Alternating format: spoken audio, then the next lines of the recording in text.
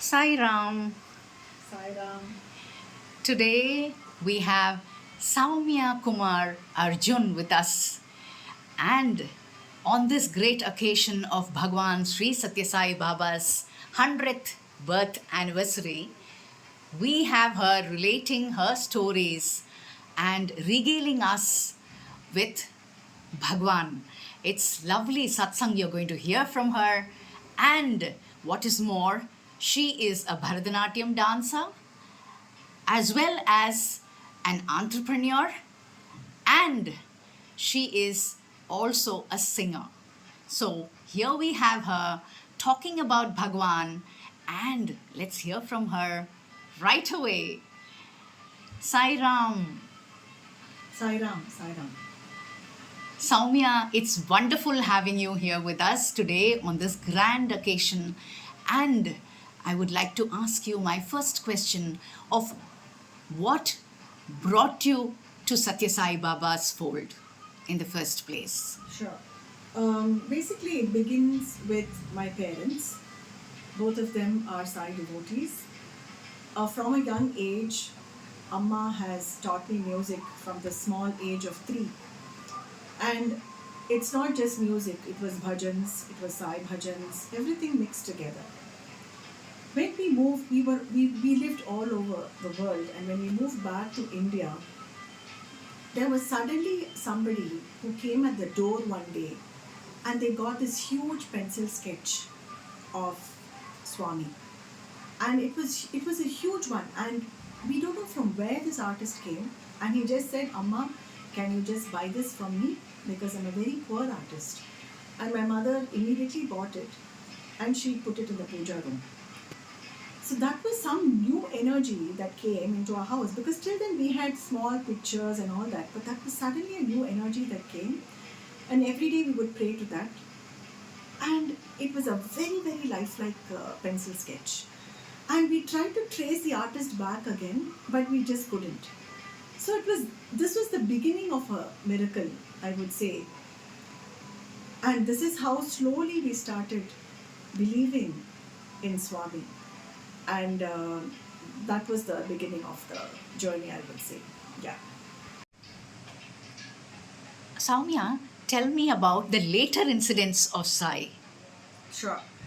So, pretty much actually, we had never been to Parthi, and we had always wanted to make that trip.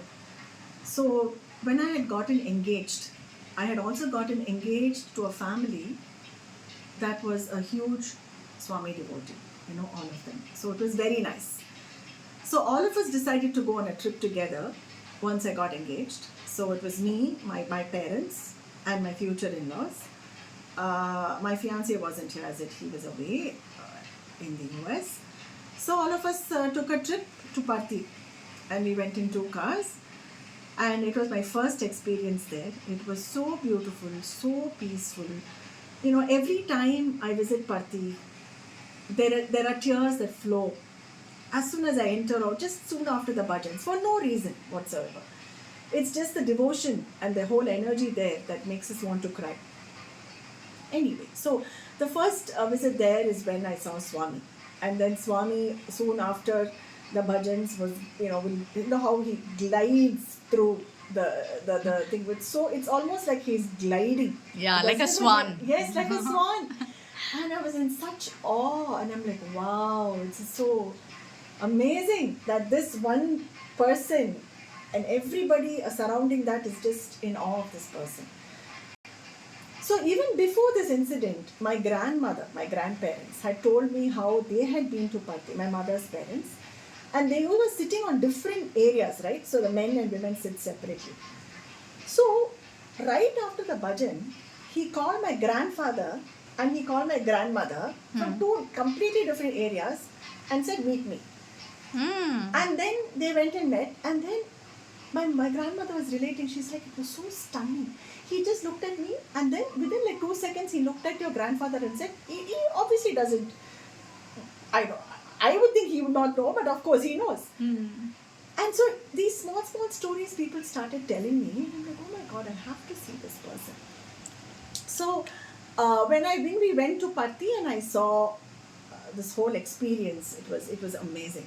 And we were staying in a guest house very close to the main mandir.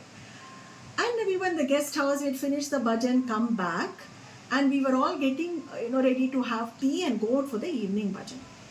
Then suddenly what happened, the watchman came running and he said, Swami's car is coming, Swami's car is coming. And then we all ran to the gate and the white car. And then he was going somewhere and he stopped, rolled down the window, blessed all of us from the window. It was just him, the driver, and I don't know, one more person. And it was just us. It was very special. And I'm like, oh my gosh. And then even when I say it, I get goosebumps, right? So he blessed all of us, gave us one big smile. And then it was almost like, okay, I'll see you guys soon kind of thing. And then he went away. So those are those incidents I will never forget, right? So that was one such. And then after that is when I went to Parthi several times. Once I went for service with a friend of mine, and she went to school in Parthi. So her family is fully involved in the temple. So she and I went for a week to do service in the Western kitchen. Oh, so you've also done seva in Parthi? Yes. Okay. I have done seva in Parthi. And it was a beautiful experience again. Are you related to any samiti, any particular samiti? No, I'm not related to Samiti. Simply because I was very involved in bringing up my children and hands-on, and was very, very tight as a schedule. So I said, whenever I have the time, I will go, rather than being involved with the Samiti. So she and I went, and since she has connections and she's been in the whole system for a longer time, she knows people. So I said, I want to do seva, but I can't go with the Samiti for 2 weeks. It's difficult for me. So we went for 1 week. And it was a beautiful experience. Which year was this? Can you remember? This was about, I think, close to 7 or 8 years ago. In the Western kitchen, yeah. Okay. And we used to get up and make the porridge and make the whole breakfast ready. And then say the, shlokam before the gates opened for the visitors. And it's amazing the number of people who come, from all over the world, right? And it's amazing. And by the time we went for seva, Swami had left gone to the heavenly abode rather. But amazing how much of people, the belief and things are there, right? So that was one time. And then a couple of times, of course. And then my husband and I went a few times to Parthi. And then most recently, I took 2 of my friends and went because they have been wanting to go. And we went, we stayed for the bhajans. Of course, I didn't do seva with them. But every time I go, it's a beautiful experience. It's different. It was, I guess one has to experience it in order to even talk about it or even understand it. Right? In fact, I would even say it's de-stressing when you come from all your usual mundane course and then just get into this. You don't feel like coming back to the place. No. You feel like being there forever and ever. Yes. That's the feeling that one gets. Yes. Right. Yes. And what I love about Parthi is everything is so organized, right? It is, every place has a holy thing, yes. Parthi is all about is about love. It's not about religion so much. It's about love. It's about saying everybody is welcome. It is about doing things the right way. It's about starting from keeping your shoes in a right way, starting from how you're dressed, starting from being quiet, starting on time. These are small things, but everything means something, right? It is everything leads to a discipline. It leads to a godliness, which I resonate with a lot. I love to see the clean way the shoes are handled, small things. I love to see the cleanliness of the place. I love to see the orderliness with which people actually go to get darshan. The whole line system. Everything is so organized. You feel so peaceful. There is no, oh my gosh, will I be pushed in the crowd? Oh my gosh, will I get a darshan? Will somebody take my slippers and go? These are small irritants that can come in a simple temple visit. Right. Which never happens in Parthi. Everything is so peaceful. Right? So it may seem very small, but it's actually, for me, it is very, very special. It's very, very nice. Have you been a Balavika student by any chance? No, because I grew up in Singapore Okay. and Bombay, and my mother taught me music, right? So I didn't really have to go out to learn music, and also my weekends were spent with dance and music. So Balavikas would mean one more activity that I would have to do away from dance and music, which my mother said, okay, do the dance and music. This is your way of giving back to God. Right, right.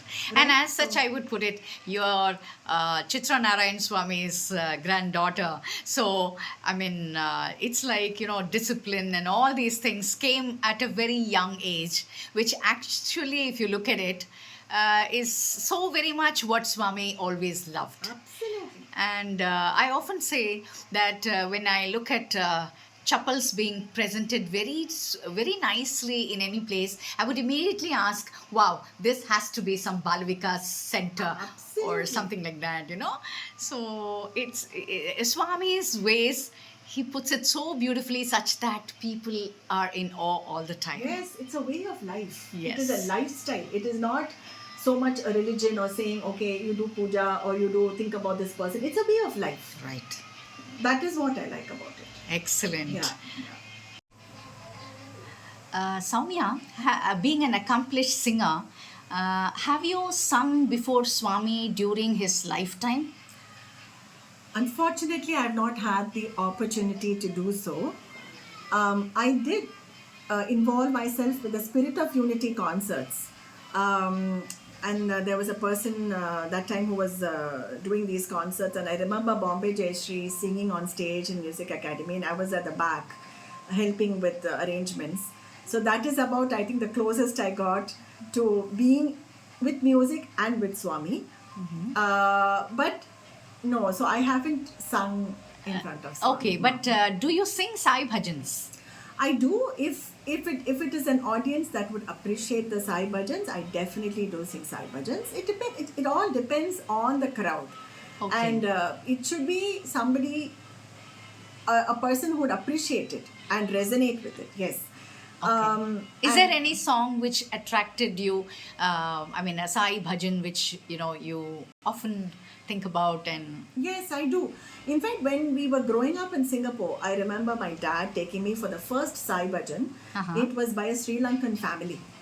And I remember that Mr. Das uncle called and he said, in fact, my brother was just born, so Amma couldn't come. And he told my dad, why don't you bring your daughter and come for the Sai Bhajan? And said, Amma's like, oh, you're going for Sai Bhajan, you should also know a Sai Bhajan. So immediately she taught me 2 Sai Bhajans, and then I went there, and then an uncle said, why don't you lead one out? And I was about 10 years old. Okay, so which was that bhajan? It was Gopala Gopala Sai Gopala. Wow, okay. Yeah. Can you sing that for us? Yeah, sure. Please. Go ahead. Yeah, I want to put the Shruti.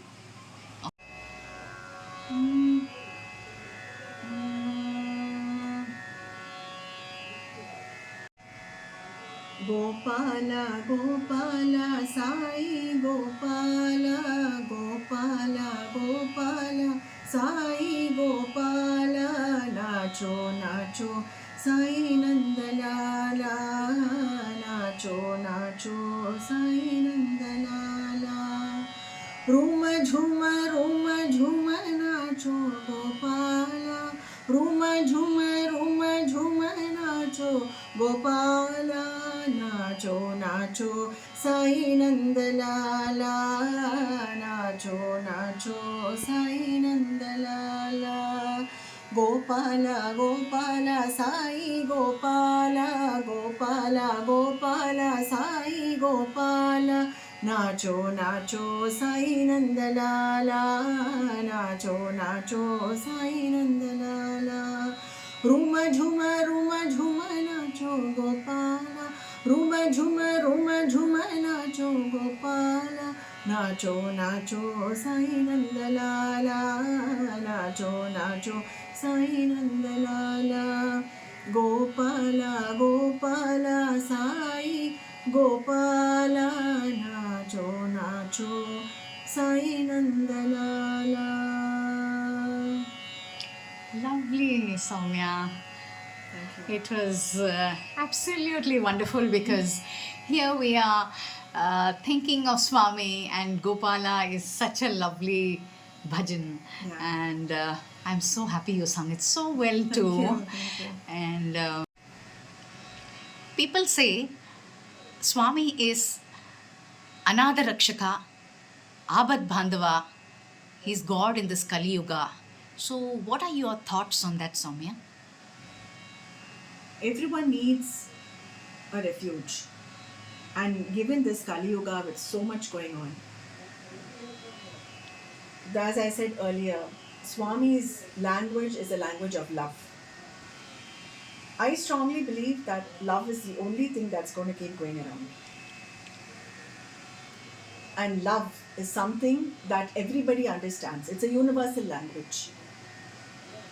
So in this Kali Yuga, love is a constant, love is a motivator, love is the only unifier. And one of the main things of Swami's principles is love all and serve all, which is not there in many other people's teachings. So yes, in my view, definitely he's another Rakshaka. For me, it's always been an anchor, and I'm so blessed that we now live right next to Sundaram. Right next to Sundaram. We were not living there before. It is Swami's way of saying, come close. It is Swami's way of saying, I'm right here. It's not like I go to Sundaram every day. It's not like I do that. But just being able to listen to the bhajans, just being able to say you're there is a big thing for me personally. And yes, for the world also, I would say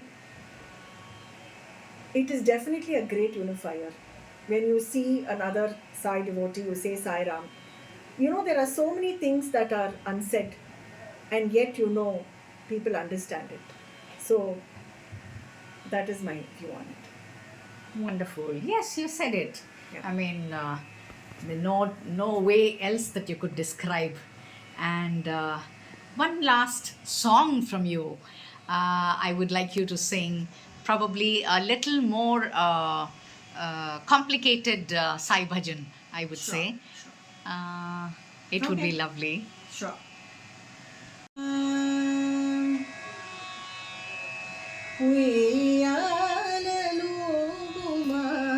Shri Sathya Sai.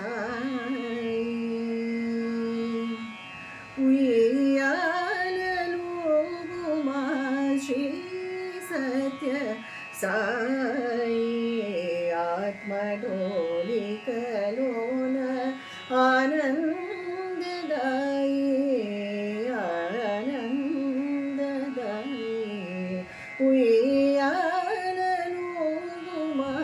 Shri Sathya Sai.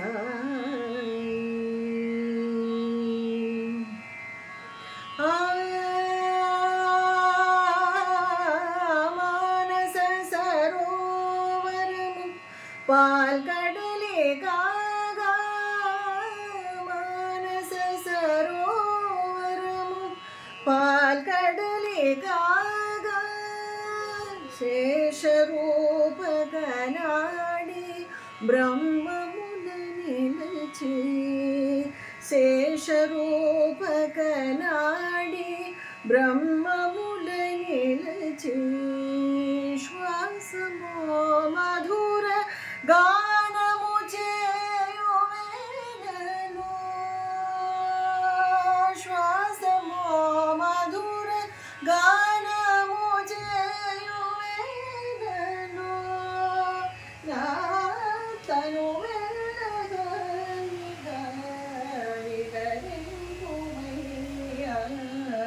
Tanu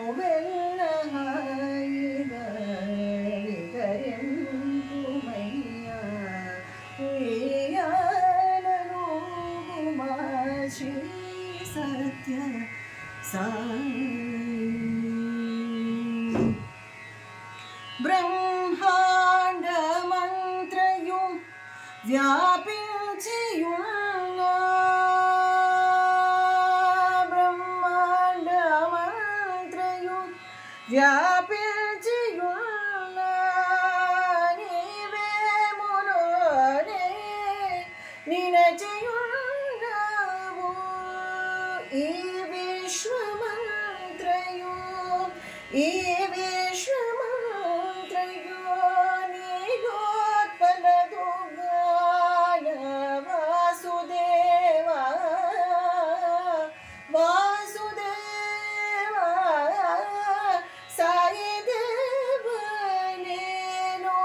నీలోన ఉన్నాను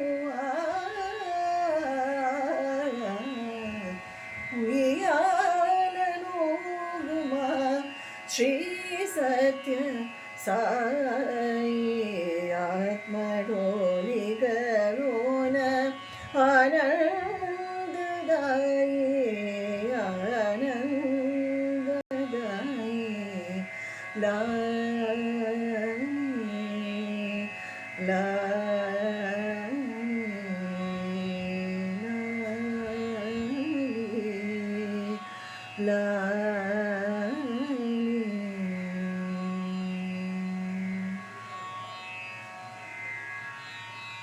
Thank you so much, Sowmya. It was wonderful.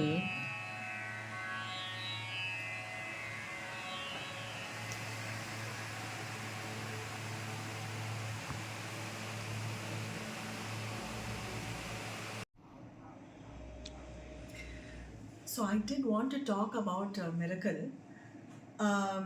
So when we started this gallery in 2013, Amma and I started this gallery, Chaya Gallery. One of the first paintings that we wanted to keep was Swami's painting. So Amma said, why don't you go to Sundaram and see it, pick a nice painting. I said, okay, Ma, I'll go. And I went to Sundaram and I went to the little shop that's over there, and I asked them, Sairam, can you give me a small photo? And it was just Navaratri had just finished. And they said, Illama, they showed me a couple of photos. So it was either too small or too big.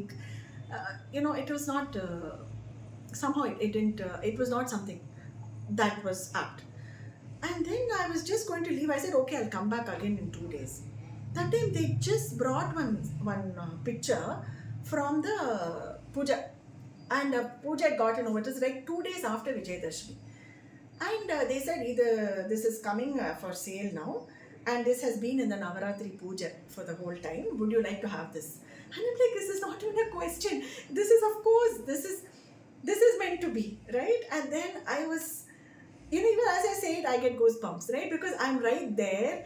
I was looking around. I didn't find it. And just when I was leaving, this particular painting says, it was in the puja for the last 2 weeks for Navaratri. All the puja has been done. Since there are so many of paintings that we want to sell this painting. And I'm like, this is it. This is Swami's will, right? So this is a miracle. These are small things. Sometimes we forget these daily happenings, but every time it happens, I'm like, oh my gosh, it reminds you again. So this is one of those things I wanted. So this Abhay Hasta position, yes. And this particular thing was part of the puja. Lovely. Yes. Smilingly, Swami blesses with his two hands. Yes. And wonderful. Thank you for sharing, thanks. Sowmya. Thanks.